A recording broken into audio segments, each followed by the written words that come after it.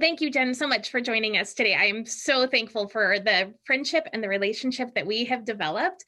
I know you pretty well. We've spent a lot of time collabing together. We actually have done a podcast interview that you broke up into two parts on your podcast, and I will put that podcast in the description box below. But Jen, tell us a little bit about you and who you are and what you do. Well, first off, I just want to say I'm so glad to be here and the behind the scenes work that we do to make these things happen.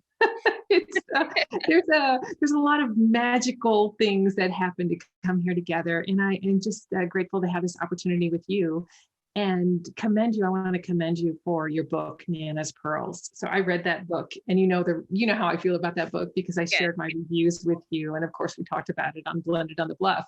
But what I loved about it is that I could relate as a stepmom. I could say, oh yeah, I understand why Tia was struggling. I mean, it's just a tough spot to be. And so as a stepmom who has struggled in my stepmom role, I was looking for answers and I was desperate. I was ready to throw in the towel and say, I thought I was ready to get married again. I knew I was ready to get married again, but the parenting experience that I had and the confidence that I had going into it, it wasn't the same tools that I needed to be a step parent. And so as I looked around for guidance and help, I couldn't find any. And so I decided that I'm going to start coaching. So I've been involved in mentorship and coaching now so that I can bring coaching to step couples, because blending, as you know, as a blended mom and a blended wife, blending is really, really tricky. And so that's why we're here, so that we can share a message of hope and healing and adventure and joy for step parents everywhere. So that's what I'm about. Absolutely. Thank you so much. I love that we have that in common, that we couldn't find the resources. So we became the resources that we needed when we first started our blend. I love that. I think that we saw a need and we're filling a need. And that's what we're supposed to do. That's what we're called to do. And right. I love that we share that in common. So I didn't give you a heads up about this, and I did it on purpose. I want to do quick fire, just the first thing that comes to your mind. Okay. Is that as in the first word, or just any response? This or that? So okay. So mountains or beaches? Mountains. Okay. Reading or movies? Reading. What's your favorite book besides the Bible? The Bible. Recently I've read a couple years ago Atomic Habits, and so I'm going to choose Atomic Habits. Atomic Habits. What's your favorite thing about that? Well, it's by James Clear, and he talks about the power of small incremental changes. So often in blended families, we say, oh, we want everything to be so amazing, and we think it should just happen like that. And you and I know it doesn't happen like that. But there is one small thing that we can do that can make huge change. And so I relate that back to the mountain. So interesting. A mustard seed can move mountains. Yes. So Atomic Habits. Atomic Habits. Perfect. Leggings or jeans? Leggings or jeans? Leggings or jeans, yes. COVID or pre-COVID? I'm not answering that. I'm not answering that question. Okay, so pre-COVID, your favorite vacation spot? Oh, Hawaii. Oh, Hawaii. Oh, the beaches. Yay. Okay, well, that was it. I just wanted to quickly introduce you and get to know you and let our audience get to know you a little bit better as well. Oh my gosh. I'll know that you probably wore leggings all the way through COVID like the rest of us, and we're scared now to get into our jeans.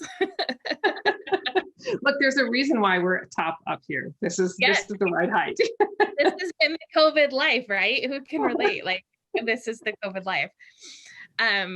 So Jen, I wanted to come together. This is just going to be very us talking, because you and I talk so often about different issues within the blended family dynamic.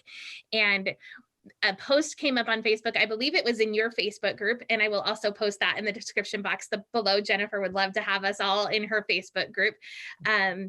That you said that it was a post that you shared from, I believe, Ron Deal, who is an amazing resource for blended families, that created a little bit of controversy. And honestly, it kind of rubbed me the wrong way. So I maybe got a little bit argumentative about the post.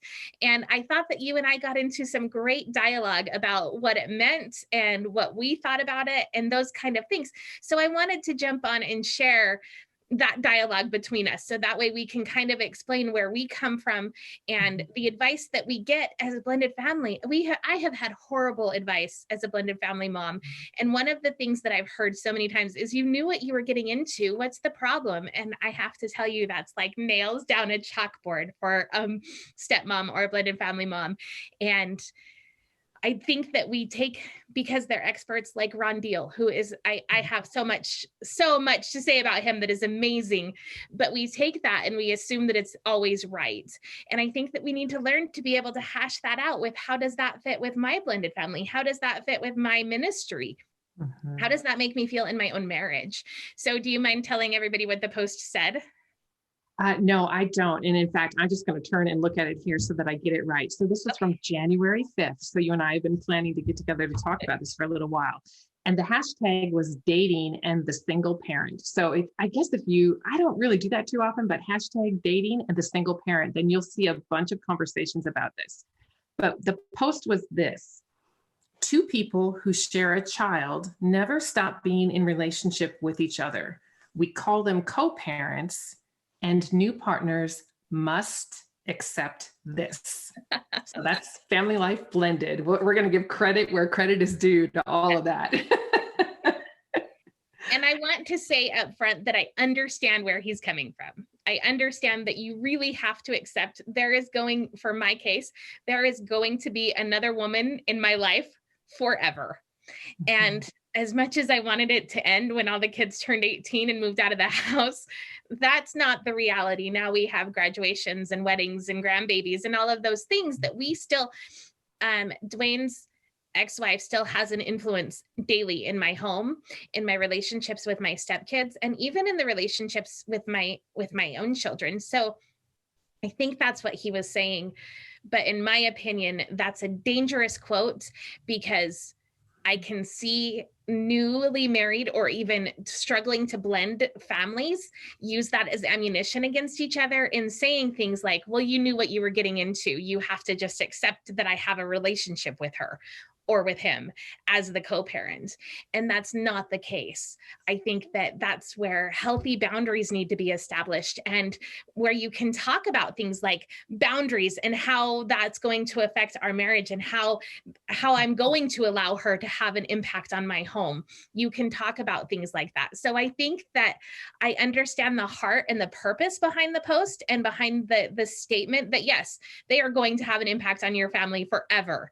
But I think it's a dangerous thing to say, because I can see myself using that as ammunition to Dwayne. You knew that my ex-husband was going to be involved. What's the problem? Well, Dwayne can very easily say he doesn't need to be this involved. So you must accept it. That was the rub, right? No, I don't, because when it feels like this woman is sleeping in my bed, yes, I do not need to accept that. And you and I shared a story about, about that. And we don't necessarily need to share that here, because I know if there are other stepmoms listening to this, they know exactly what we are talking about in that reference. Yeah. And I wrote about that in my book, how Taya kind of felt like she didn't even live in her own home because it was the prior married home. And while she made remodels and she tried to make it her own space, it still felt like she didn't belong there, but the ex-spouse did. So I feel like that's such a common thing. And like that, like you said, I love that. The word must, like that sends weird feelings for us women of, no, I must not do that. Yeah. That's right. That's right. So here's how I would break it down. I would say that we have a responsibility to be aware of who the team players are. And what I mean by that is this. So when I work with couples in coaching, we go through this and I take a sporting event analogy. So whatever sport you can relate to, whether it's basketball or football or tennis, you understand there are rules of the game. Yes. And you have to decide, are you playing by those rules of the game? And you have to recognize who's on your team. So I'm going to take tennis. Okay. So because there's you and me, tennis. We're going to go with tennis. Okay. So we've got equipment, right? We've got the rackets, we've got the balls. We need to go on the tennis court to play the game.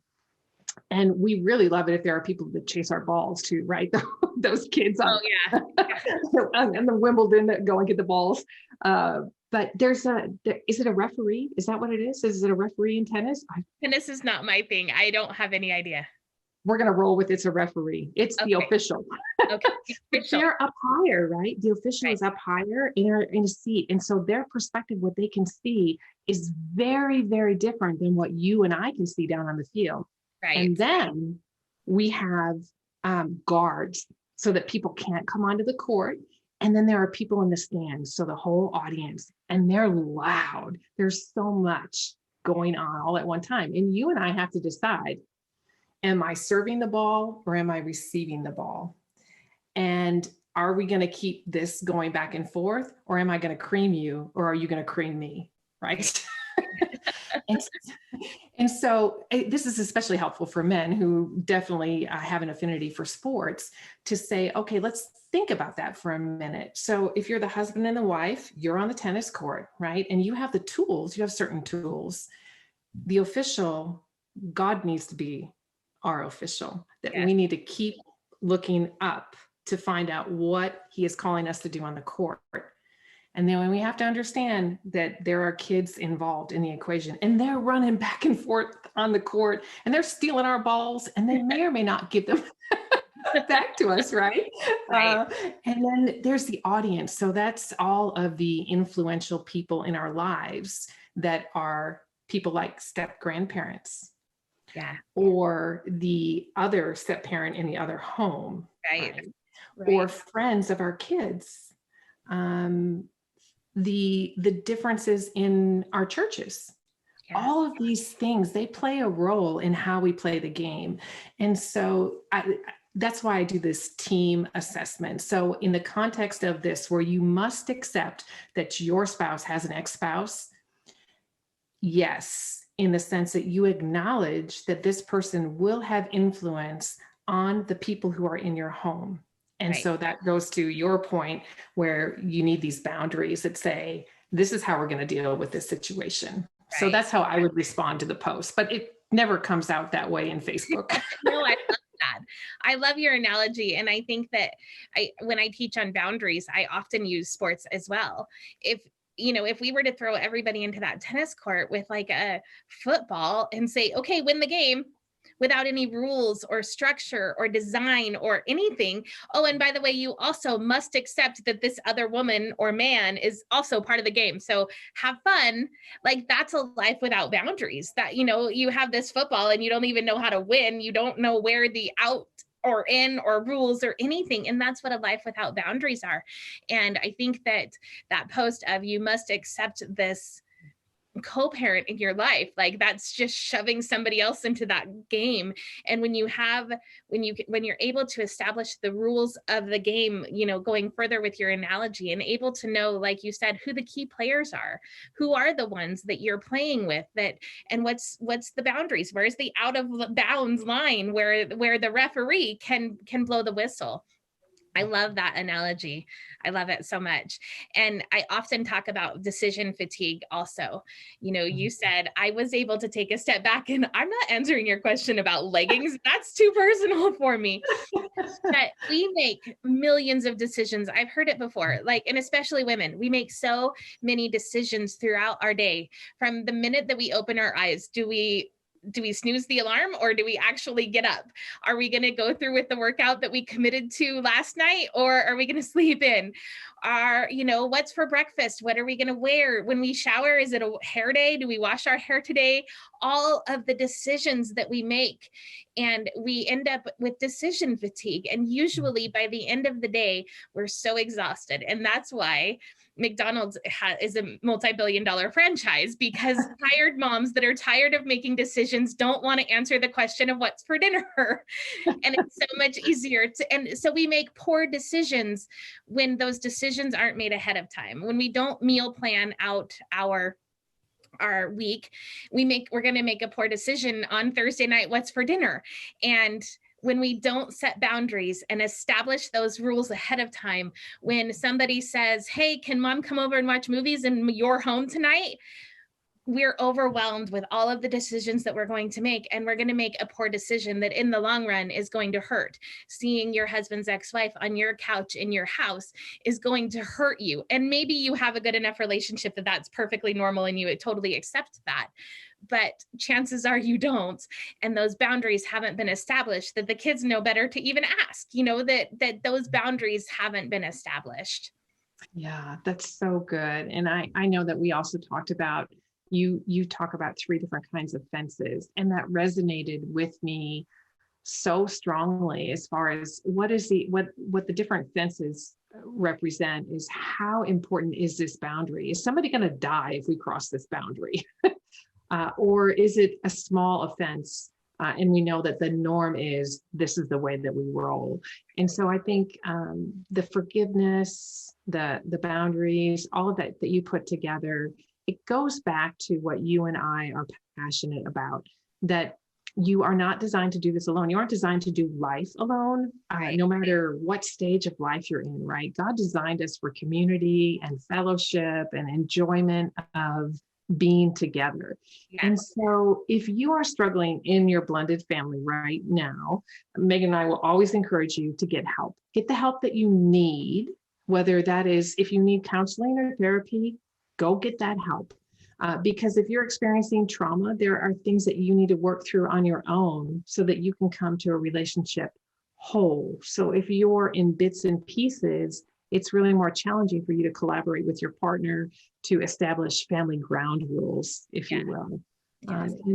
And then I just want to echo one more thing about the importance of the unity of the husband and the wife in communion with Jesus at the center. That your trouble with your stepkids or your bio kids, you cannot solve that if you guys are not in unity with each other and with the Lord. It's just not going to happen. And so you're going to continue. It may look, the circumstances may come and it may appear differently, but the lesson is the same. Yeah. So thank you so much for sharing that. I sure appreciate our friendship. And I appreciate your time here. Again, I will post how to get a hold of Jen, where to find her on all of the social medias, what her podcast is, and links to her podcast in the description box below. So you guys can follow her and love on her and get all the wisdom from her as well. Thank you guys so much for watching. As always, don't forget to subscribe, ring the bell to get notified every time we come out with a new video, and leave us your feedback, leave us your comments. Jen and I would love to answer any questions or work with you guys one-on-one if that's something that you're interested in. We both have coaching programs. We both offer that as well. And I will put all of her contact information, and you can always find mine. So thank you again, Jen, and we will talk soon. Yeah, thank you so much.